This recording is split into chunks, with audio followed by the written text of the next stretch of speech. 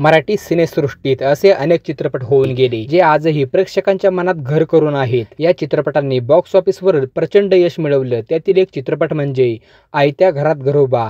1991 साली प्रदर्शित झालेला आयत्या घरात घरोबा हा एक लोकप्रिय मराठी चित्रपट आहे. याचं दिग्दर्शन आणि निर्मिती अभिनेते सचिन पिळगावकर यांनी केली होती. हा चित्रपट 1948 सालच्या हिंदी चित्रपट पगडीवर आधारित होता. या चित्रपटात एक बंगला दाखवण्यात आला होता आणि 80% चित्रपट याच बंगल्यात शूट झालाय.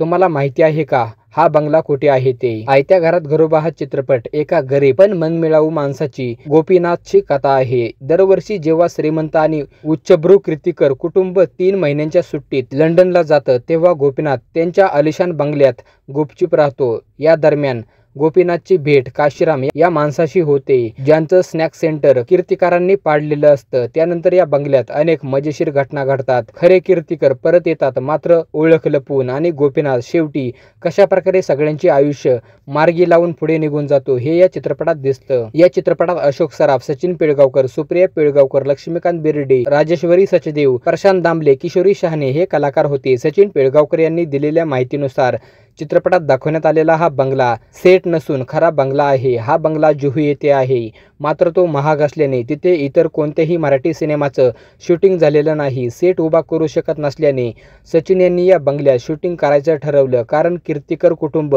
श्रीमंत दाखवायचं होतं.